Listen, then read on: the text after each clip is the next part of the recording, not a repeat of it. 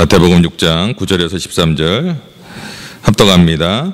그러므로 너희는 이렇게 기도하라. 하늘에 계신 우리 아버지여, 이름이 거룩히 여김을 받으시오며 나라가 임하시오며 뜻이 하늘에서 이루어진 것 같이 땅에서도 이루어지이다. 오늘 우리에게 일용할 양식을 주시옵고 우리가 우리에게 죄 지은 자를 사하여 준 것 같이 우리의 죄를 사하여 주시옵고 우리를 시험에 들게 하지 마시옵고 다만 악에서 구하시옵소서. 나라와 권세와 영광이 아버지께 영원히 있사옵나이다. 아멘.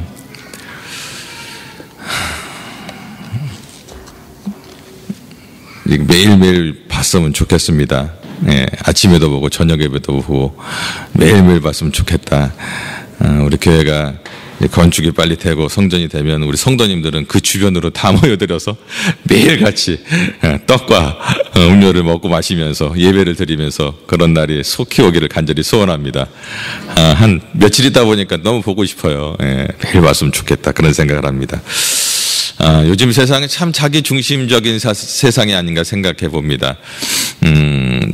부천에서 있었던 일인데요. 부천에서 어느 목사님이 교회를 건축하게 되었습니다. 교회를 굉장히 크게 건축하기로 하고서 이제 건축을 시작하는데 그 교회를 건축하는 바로 앞에 아파트가 있었어요. 근데 아파트에서 결사 반대. 우리 그 한국 뉴스 보면 나오죠. 머리에 빨간 띠를 두르고 결사 반대. 그럼 막 그냥 둘어 눕고 말이죠. 건축을 해야 되는데 조금 이렇게 이제 공사가 진행되는데 거기 와갖고 사람들이 막 그 위원장이다 해갖고 와서 거기서 막 텐트를 치고 들어놓고 공사를 못하게 하는 거예요. 공사를 해야 되나 말아야 되나 목사님이 고민에 빠졌습니다. 그래갖고 미국에 있는 이필재 목사님, 제가 말씀드린 이필재 목사님 지금 분당에 계시지만 그 목사님한테 그 부천에 있는 목사님이 전화가 왔대요. 목사님, 제가 지금 이러이러한 상황인데 교회를 건축을 해야 되겠습니까? 말아야겠습니까? 정말 이 상황에서는 건축을 포기해야 되지 않을까 그런 생각이 듭니다. 그때 이 빌제 목사님께서 아무 생각, 정말 그냥 단순히 생각이 드는 게, 아니 교회를 건축하다가 말면 뭐합니까? 믿음으로 해야죠. 하십시오. 그러고 나서 전화를 끊었대요. 그러고 나서 얼마 후에 다시 전화가 왔는데 그 목사님이 이렇게 얘기하더래요. 목사님, 이 목사님, 제가 그러면 건축을 다시 하기로 할 테니까 목사님이 오셔서 부흥회 한번 인도해 주십시오. 그런데 부흥회 인도할 때 아마 거기 건축 그 방해하는 사람들이 와서 부흥회를 망칠 수도 있고 어떻게 할 수도 있을 것입니다. 하지만 목사님이 꼭 오셔서 부흥회를 좀 해주셔서 건축이 완공될 수 있도록 부흥회를 해주십시오. 이 빌제 목사님이 건축하세요 그렇게 얘기해 놓고서 부흥회 안 갈 수 있겠습니까? 그래서 알겠습니다 하고서 기도를 많이 하고 갔대요. 정말 가서 어떠한 뭐 교회 이제 건축하는데 사람들이 와서 막 빨간 띠를 두고 두루누고 막 이렇게 막 물러가라 막 이러니까 이게 어떻게 해야 될지 모르잖아요. 그런 상황에서 이 빌제 목사님이 이제 기도를 많이 하고 공항에 딱 도착했는데 그 부천에 계신 목사님이 굉장히 반가운 얼굴로, 하지만 왠지 걱정이 있는 듯한 얼굴로 이 목사님의 손을 콕 잡으면서, 목사님, 기뻐해야 될지 슬퍼해야 될지 잘 모르겠습니다. 그래서 왜 그러세요? 그랬더니 거기에 그 공사를 방해하는 위원장이 있을 거 아니에요. 그 사람이 교회 앞에다 텐트를 치고, 공사하는 현장에다 텐트를 치고 방해를 했는데 나이도 젊었대요. 한 50도 안 됐는데 그분이 지금 이 빌제 목사님 도착하기 바로 전날 심장마비로 죽은 거예요. 그 심장마비로 죽자 그 공사를 방해했던, 반대했던 그 주민들이 웅성웅성거리기 시작한 거예요. 교회를 탄압해서 이런 일이 생겼다고 말이지. 도대체 어떤 부흥 강사가 오는데 이런 일이 일어났냐 말이에요. 그러면서 그 목사님이 좋아해야 될지 슬퍼해야 될지 모르겠다고. 그래갖고 그 이필재 목사님이 부흥회를 갔는데 다른 게 아니라 정말 어떤 목사님이 오셨길래 이러한 일들이 일어나는가 해서 그 반대하던 주민들이 많이 와서 부흥회를 참석하고 거기에서 은혜를 받고, 그래서 그 교회가 굉장히 부흥됐다라는 그런 간증을 제가 들었습니다. 참 어떻게 해야 됩니까? 좋아야 됩니까? 이게 슬퍼야 됩니까? 이렇게 정말 그 목사님 말씀처럼 이게 어떻게 해야 될지 모르지만 참 세상은 이렇게 좀 이기적으로 변해가고 있어요. 교회가 들어서서 교회가 이게 주민들한테 해야 될 게 뭐가 있겠습니까? 이웃 사회를 위해서 기도해주고 돕고 구제하고 이러는데 자기들 어떤 그 조명권 때문에 교회가 더 크게 들었으면 뭐 햇빛이 안 들어온다는 등 뭐 개발이 안 된다는 등 뭐 여러 가지 이유 때문에 반대를 하고 막 그렇게 해갖고 그런 세상입니다. 요즘 세상 정말 자기 중심적 세상입니다. 계속적으로도 뉴스에 보면은 뭐 아파트에 뭐 길이 이렇게 나는데 이쪽으로 나가면 안 된다 그래서 막 부르고 막 싸우잖아요. 그런데 이런 자기 중심적 사고는 성도들의 신앙생활과 기도생활에서도 우리가 좀 쉽게 찾아볼 수가 있습니다. 가령 예를 들어서 어떤 분에게 예수를 왜 믿습니까? 라고 물어보면 어떤 분은 외로워서 믿습니다. 어떤 분은 몸이 아픈데 예수를 믿으면 낫는다고 해서 제가 예수를 믿습니다. 더러는 세상이 불안해서 더러는 잘 살게 해준다고 그러니까 믿습니다. 물론 맞습니다. 초신자 때는 몸이 아파서 와서 예수 믿고서 구원받을 수 있습니다. 아멘. 병이 낫고서 구원받을 수도 있고 가난한 사람 와서 가난이 정말 그 저주처럼 내려오는 게 있잖아요. 그런 가난을 떨쳐버린 사람도 있고 또 여러 가지 불안하고 답답한데 예수님 만나고 마음의 평안을 찾아서 정말 구주를 영접하고 살아가는 사람이 있습니다. 그런데 이런 경우는 신앙의 초보가 있는 사람은 괜찮은데 오랫동안 이렇게 신앙생활을 한다면 이런 경우도 자기 중심적 신앙에서 벗어나지 못한 신앙이다라고 말씀드릴 수가 있겠습니다. 그러니까 우리가 이기적이 세상 자기 중심적인 것처럼 신앙생활도 이렇게 자기 중심적으로 오직 예수님을 통해서 내가 출세하고 잘 먹고 잘 살고 뭐 이런 것만 위해서 계속 그러다 보니까 교회 안에서도 계속 그런 것만 얘기를 하다 보니까 이게 어떤 신앙이 돼요? 기복신앙. 우리는 축복만 받는, 이게 뭐 하면 축복받는 이런 것만 계속 하다 보면 신앙이 어떻게 됩니까? 자라지 않고 아주 어린 신앙으로 머물게 되는 것입니다. 어느 할머니께서 처음에는 몸이 아파서 병 때문에 나갔는데 정말 예수님을 맞고 만난 사람 간증은 내가 병 고치러 갔지만 예수님을 만나서 천국과 영생을 얻고 보니 병이 안 나와도 상관없습니다. 이런 것이 우리의 진정한 신앙 고백이요 신앙인으로서 점점 성숙해 가야 되는 그런 생각이 아닌가 생각을 해봅니다. 그런데 이렇게 신앙의 초보에서 벗어나는 사람들, 좀 성숙한 사람들도 기도를 해보면 기도가 너무 좀 어리다라는 생각을 하게 됩니다. 마치 초보 운전자들이 다른 상황을 전혀 신경 쓰지 못하고 운전하는 것과 같습니다. 여러분 초보 운전할 때 한국에 가면 뭐라고 써있죠? 뒤에 초보 운전이라고 이렇게 붙이고 있죠. 저도 초보 운전 때 그거 붙이고 다녔습니다. 초보 운전. 왜냐하면 한국엔 그게 당연히 했으니까요. 그게 좀 유머롭게 나와서 뭐 이런 말도 있습니다. 뭐 초보 운전이 아니라 3시간째 직진 중. 초보 운전을 할 때서 그렇게 얘기하는 거죠. 그리고 알아서 피하세요. 운전 경력 3시간. 백미러 보고 운전 안 합니다. 끼어들지 마세요. 뭐 이런 문구를 써놓은 거. 이거 보면 벌써 초보 운전입니다. 이게 진짜 이게 겁날 게 없는 사람들이죠. 운전이란 시시각각으로 모든 상황을 잘 대처해야 됩니다. 그런데 신호등도 봐야 되고 옆도 봐야 되고 뭐 보행자도 봐야 되고 이렇게 해야 되는데 초보는요 그런 거 신경 안 씁니다. 그냥 앞만 보고 정말 3시간째 직진 중 이게 맞는 것 같습니다. 계속 앞만 보고 그냥 가는 것입니다. 그런데 우리의 기도가 많이 그렇다라는 것입니다. 자신이 원하는 것에 모든 것이 관심이 집중되겠다. 그래서 자기의 뜻을 하나님께 관철시키기 위해서 오로지 그런 것만 기도하는 사람들이 많다라는 것입니다. 자신이 이런 계획을 가지고 있으니까 이 일에 하나님께서 사인을 해달라는 그런 식. 물론 우리가 기도를 할 때 매달려야 됩니다. 그런데 모든 기도의 제목이 그렇다면은 그거는 정말 자기 중심적인 이기적인 기도가 아닌가 그런 생각을 해봅니다. 제가 기도원에 가서 1년에 한두 번이면 한국에 있을 때 기도원에 가서 기도를 하면요 참 기도의 어떤 그 소리를 막 하다 보면 여러 가지 기도가 안 들으려고 해도 기도가 들려오잖아요. 근데 어떤 사람들 기도는 참 영적으로 깊어요. 들어오면 정말 참 깊은데 어떤 사람은 너무 메말라. 근데 메말른 기도를 가만히 들어오면은 오직 자기 중심적인 거. 뭐만 해주세요, 뭐 해주세요. 근데 뭘 해달라고 하는 건 좋은데 너무 자기만 하니까 그 영성이 너무 메말라 있는 그런 안타까운 모습을 생각해 봅니다. 그런데 가만히 생각해 보면 우리도 기도의 내용을 들어보면 우리의 기도 내용 한번 보세요. 물론 우리는 안 그럴 줄 믿습니다. 그러나 자세히 들어보면 저도 뭔가 이렇게 좀 주시옵소서 이게 거의 더 많아요. 주시옵소서. 물론 달라고 우리가 기도를 해야죠. 그런데 우리가 너무나 내 중심적으로 기도를 하지 않나 그런 생각을 해봅니다.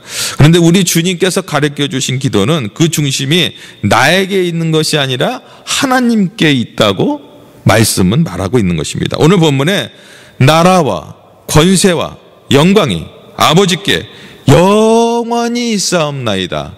아멘. 할렐루야. 네. 아버지께 모든 초점이 있다라는 것이죠. 우리가 주기도문을 시작할 때 하늘에 계신 우리 아버지라고 했습니다. 그 기도가 하나님께 맞춰져 있음을 제가 말씀드렸죠. 내 뜻대로 하지 마옵시고 아버지의 뜻대로 하옵소서라고 제가 말씀을 드렸습니다. 그런데 오늘 주기도문의 마지막에도 영광이 아버지께 영원히 있습니다라고 하면서 기도의 초점을 하나님께 맡기고 있다는 것입니다. 이렇듯 기도의 시작과 끝 모두가 하나님께 향해 있다는 사실을 우리는 좀 주목해 봐야 된다. 사랑하는 성도 여러분, 우리가 어느 날 주님이 가르쳐서 말씀하시기를 나는 알파요 오메가라 이렇게 말씀하셨습니다. 나는 처음과 끝이다. 무슨 뜻입니까? 예수님께서 이 역사의 시작이요 그리고 역사의 끝이라고 말하는 것이에요. 그래서 모든 역사가 그분께 초점을 맞추고 있는 거예요. 나는 알파요 오메가다. 나는 역사의 시작이요 난 역사의 끝이다. 그래서 바울은 로마서 11장 36절에 이는 만물이 주께에서 나오고 주로 말미암아 주에게로 돌아감이라 영광이 그에게 세세 있으리로다. 만물이 주께 나오고 그게 돌아가므로 세세의 영광이 누구요? 아버지께 있습니다 라고 고백하고 있는 것입니다. 바울의 고백대로 세상의 역사가 그분으로 시작해서 마침의 됨을 정결되게 말하고 있습니다. 그렇다면 우리의 인생도 누구로 시작되었습니까? 바로 하나님으로 시작되었고 우리의 인생도 하나님으로 끝날 것입니다. 그러기에 우리의 기도는 나라와 권세와 영광이 우리에게 있어요? 아니요. 아버지께 있사옵나이다 라고 우리가 기도의 끝을 맺어야 된다는 것입니다. 즉 내 기도의 관심은 나에게 있는 것이 아니라 맨 처음엔 나에게 있어요. 당연히 제가 있죠. 신앙이 어릴 땐 주여 내가 잘되고 모든 것이 잘되고 잘되면 지금도 우리도 기도합니다. 물론 나를 위해서 기도해야 됩니다. 그러나 뭐든지 이 내가 기도하는 목적이 무엇입니까? 내가 잘되고 내가 건강하고 내 자녀가 잘되는 모든 목적이 하나님께 이 모든 것을 통해서 영광이 있길 바랍니다. 이런 기도가 우리의 기도가 되어야 될 줄 믿습니다. 그렇다면 여기서 말하는 나라와 권세와 영광 이것이 구체적으로 무엇인가를 좀 말씀드리면 오늘 이 시간에 주기도문 마지막 부분을 한번 생각해 봅니다. 여기서 나라는 하나님 나라를 말합니다. 그런데 이 하나님 나라는요, 이 성경의 전체적인 주제이죠. 나라, 하나님의 나라는 성경의 주제입니다. 기독교의 어떤 비판적인 시각을 가진 사람들은 어떤 기독교에 대해서 얘기할 때 너무 내세적인 얘기만 한다라고 얘기합니다. 그렇습니다. 물론 우리가 내세적인 영혼에 대해서 얘기를 많이 하죠. 그래서 이 세상에는 별로 관심이 없다. 물론 관심을 있어서 사회에 참여하는 기장, 기독교, 장로교 여기는 사회에 많이 참여합니다. 그러나 대부분 장로교나 우리 교회들은 그렇게 정치를 만나나 사회에 참여하는 것이 좀 낮긴 하죠. 이러한 비판에 대해서 우리가 겸허히 수용할 줄 알아야 됩니다. 그러나 이러한 비판을 불구하고도 우리는 어떤 기독교의 본질을 바꿔서는 안 됩니다. 우리가 너무 거기에만 신경 써서는 안 된다는 거죠. 주님이 이 땅에 오신 이유는 사회를 구원하게 오셨다라면요, 이 사회를 구원하기 위해서 오셨다라면 주님은 아마 로마 시대 이스라엘 백성들이 로마의 통치에 있을 때 로마를 확 부셔버렸을 것이에요. 왜? 사회에 관심이 있다면 이스라엘 백성들이 그렇게 어려움과 고통에 있다면 무엇을 부시겠습니까? 로마를 완전히 부셔버렸겠죠. 그러나 주님은 그렇게 하지 않았습니다. 오히려 그런 제자들, 이 로마를 완전히 부셔주기를 바라는 제자들에게 내가 너희를 위하여 처소를 예비하러 간다라고 말씀하셨습니다. 너희를 위하여 처소를 예비해서 내가 다시 와서 너희로 내게 영접하여 나 있는 곳에 너희도 있게 하겠다. 주님이 제자를 위해서 예비하시는 것은 이스라엘의 어떤 독립이 아니라 천국 하나님 나라를 얘기하고 있는 것입니다. 그래서 주님은 빌라도 앞에 섰을 때 자신의 나라는 이 땅에 속한 나라가 아니다. 너희가 알지는 못하는 나라다라고 얘기를 하신 것입니다. 우리가 여러분 이 땅에 사는 건 극히 제한적입니다. 1000년만은 사는 사람은 아무도 없습니다. 기껏해야 우리가 100년 남짓 이렇게 삽니다. 우리 주님의 능력이 그러면 고작 100년밖에 안 됩니까? 천지를 지으시고 전능하신 하나님의 능력이 100년밖에 안 됐냐는 거예요. 온 세상을 만드시고 다스리시는 능력이 이 땅에 사는 100년에 우리가 국한되어 있다는 것입니까? 아니요. 주님은 이 땅에서 사는 우리의 100년의 삶을 준비한 것이 아니라 정말 준비한 것은 영원한 나라, 할렐루야, 영원한 하나님 나라를 준비한 것입니다. 그 나라를 지금 말하고 있는 것이에요. 자신이 십자가에서 죽으심과 부활하심으로 이 땅에 이 나라를 하나님께서 손수 준비해 주셨습니다. 그러므로 기도할 때마다 우리가 이 하나님의 나라를 믿고 확신하며 기도해야 되는 것입니다. 제가 과테말라에 있을 때 어떤 권사님께서 연세가 많으셔서 소천하시게 되었어요. 갔는데 식구들과 함께 같이 찬양을 드리고 하는데 예수님에 대한 다시 확신과 구원에 대해서 말씀하시고 예수님 다시 오십니다. 그리고 말씀을 이제 그 구원에 대해서 얘기하시고 그리고 신앙 고백을 했는데 마지막에 그렇게 힘이 없었어요. 말도 못했는데 딱 마지막에 되시니까 신앙 고백으로 아멘. 딱 하나님 나라를 얘기하니까 아멘 딱 그러시더니 그 다음날 소천하셨습니다. 사랑하는 성도 여러분, 우리 하나님께서는요 예비해 놓으신 영원한 나라가 있습니다. 하나님의 나라는 제가 1000번 만번 강조해도 부족한 것이 아닙니다. 왜냐하면 이 땅에서의 삶이 우리가 전부가 아니기 때문에 그렇습니다. 정말 이 땅에서의 삶이 전부인 것처럼 살아가는 사람, 어리석은 사람입니다. 그런데 믿음이 있으면서도 정말 우리가 믿음을 갖고 살면서도 어떨 때는 이 땅의 삶이 전부인 양 살아가는 사람이 너무나 많은 것입니다. 우리에게는 하나님 나라가 있다. 천국이 우리를 위해서 준비되어 있다. 그러므로 기도할 때 우리가 하나님 나라를 바라보면서 기도해야 되는 것입니다. 주님이 주시는 영원한 나라를 소망하면서 하나님의 나라가 있습니다 라면서 우리가 기도해야 됩니다. 그래야 세상 사람들이 그 하나님 나라가 무엇인가에 대해서 관심을 갖고 살아가지 않겠습니까? 도대체 하나님 나라가 무엇이길래 저들은 저렇게 살아가는가? 저렇게 살아가는 모습이 무엇인가? 그걸 우리가 보여줘야 세상 사람들에게 정말 하나님 나라를 바라보며 살아가는 사람들이 어떠한 삶인가를 우리가 보여줄 수 있지 않겠습니까? 세상 사람들과 똑같이 이 세상에 똑같이 살아간다면 세상 사람들은 정말 예수님께 우리 교회로 많은 사람들이 오지 않을 것입니다. 요즘 한국에는 복지가 이슈죠. 그러나 복지 한계가 있습니다. 복지를 하면 장애인이나 어려운 사람들에겐 도움이 될지 몰라도 그들에게 생명을 줄 수는 없습니다. 궁극적으로 어려운 자들에겐 전 복음이 필요하다고 생각합니다.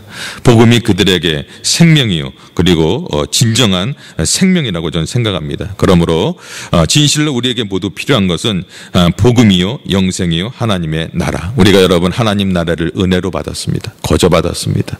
그러므로 이 하나님 나라에 대해서 이제 많은 사람들에게 전하며 살아가는 저와 여러분이 되기를 주의 이름으로 축원드립니다.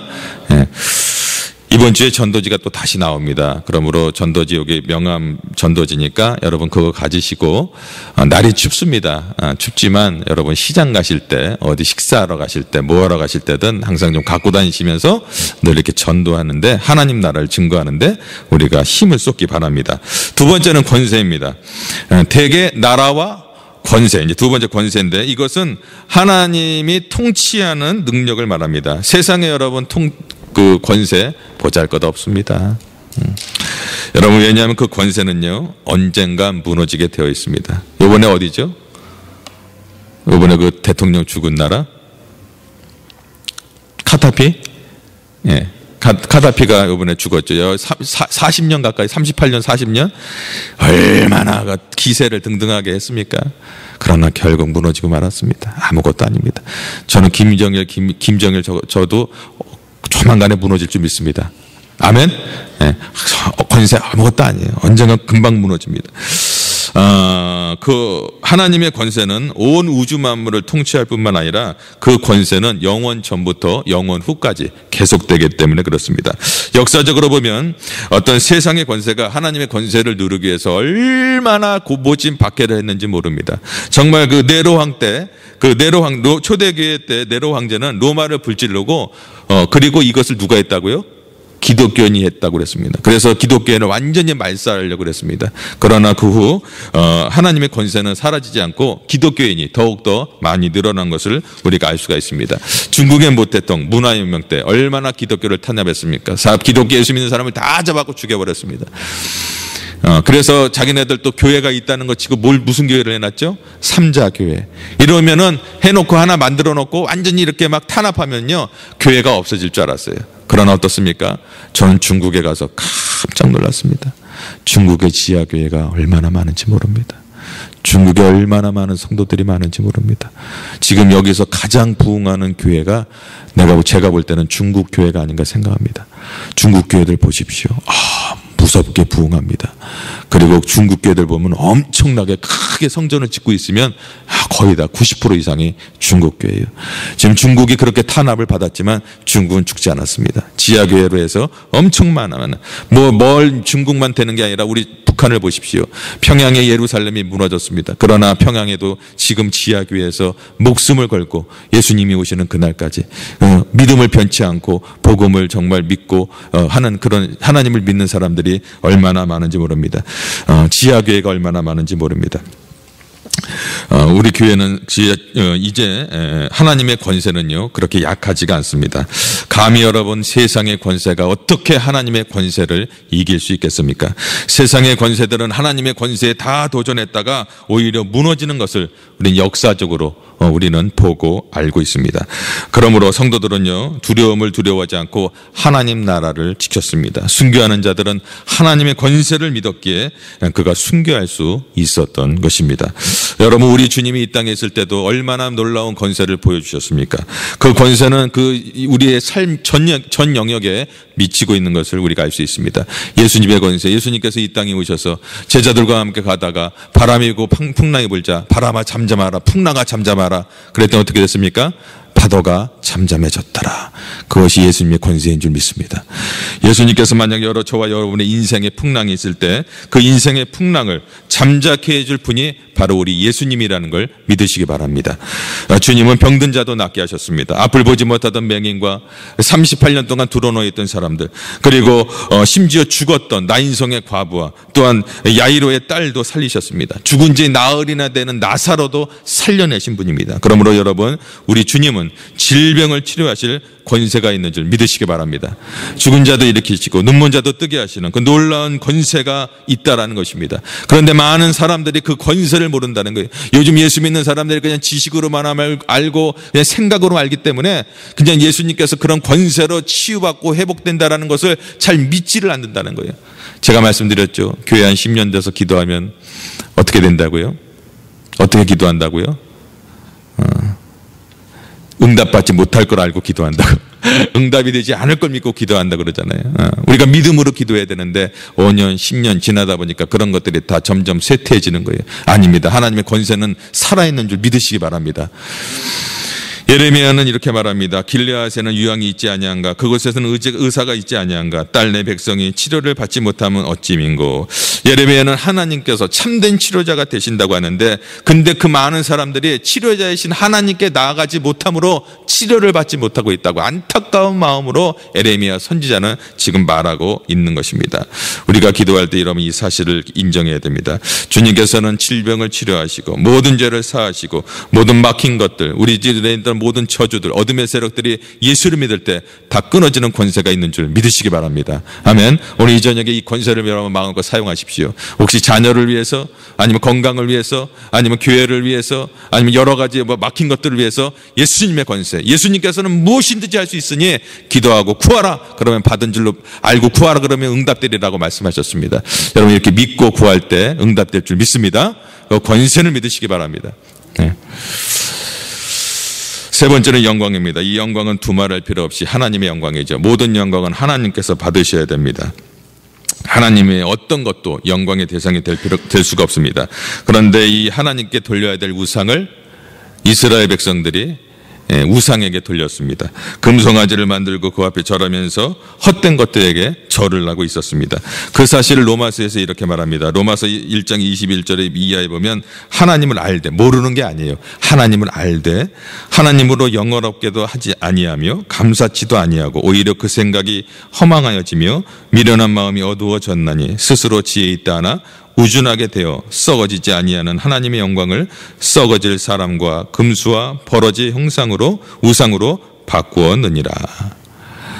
우리의 생각이, 말씀해 보니까 믿는 사람이 생각이 허망해졌다라고 말합니다. 그래서 하나님께 영광을 돌려야 될 모든 영광을 우상과 그 버러지 같은 그런 형상들에게 돌리고 있다라고 말합니다. 이 말씀은 오늘 우리에게 비추어서 볼 때 우리가 뭐 우상을 세워서 우리가 기도하지 않습니다. 우리가 형상을 세워서 기도하지 않습니다. 그런데 많은 사람들이, 모든 마음이, 믿는 사람들이 헛된 것에 마음이 빼앗겼다는 것입니다. 정말 하나님 나라, 하나님의 영광을 위해서 우리가 기도하며 하나님 나라를 위해서 나가야 되는데 이 교회에 와서 믿음의 생활을 하고 하는 사람들이 하나님의 영광이 아니라 자기들의 영광, 자기들의 뜻에만 관심을 갖고 살아간다는 것입니다. 이것이 이 시대의 지금 교회라는 것입니다. 심지어는 하나님께 예배드리면서도 마음을 세상의 것에 다 빼앗긴 사람이 얼마나 많은지 모릅니다. 특별히 젊은 사람들, 이 여름만 되면요, 골프 칠 시간이잖아요. 계절이잖아요. 그러면 예배 시간에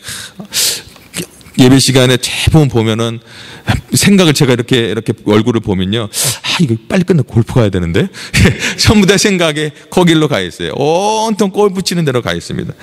어떤 사람들은 뭐 내일 중요한 계약이 있는데 성사되지 않을까. 제가 설교하다 보면은 또 이렇게 보면 알잖아요. 생각이 어디로 가 있는가. 뭐 오늘은 뭐 내가 집을 이사를 해야 되는데 왜 이렇게 집이 안 팔리나. 별의별 생각으로 다 들어 있습니다. 여러분, 이 순간에도 우리의 마음이 엉뚱한 것에 빼앗겨 있는 것, 이것이 우리의 마음이 하나님께 빼앗겨야 되는데 이 세상에 뺏겨 있는 이 안타까운 우리의 모습이 있지 않나. 그리고 우리가 그런 모습을 통해서 하나님의 영광을 가리고 있지 않나 한번 생각을 해봅니다. 이사야 선지자는 고백하기를, 이사야 6장 3장에 거룩하다 거룩하다 거룩하다 만군의 여호와여 그 영광이 온 땅에 충만하도다. 이사야 선지자는 이렇게 이 땅에서 정말 하나님을 거룩하게 온 힘을 다해서 하나님께 찬양과 경배와 영광을 돌리고 있는 것입니다. 이 고백이 오늘 저와 여러분의 고백이 되기를 바랍니다. 마지막으로 아멘입니다. 아멘이라는 단어는요, 4가지 의미가 있습니다. 대개 권세와 나라와 영광이 아버지께 영원히 있사옵나이다. 아멘. 이제 아멘이에요. 아멘. 아멘의 네 가지 뜻은 여러분 잘 아시지만 하나님의 말씀은 확고하고 불변하십니다 라는 뜻이 있습니다. 아멘. 그렇습니다.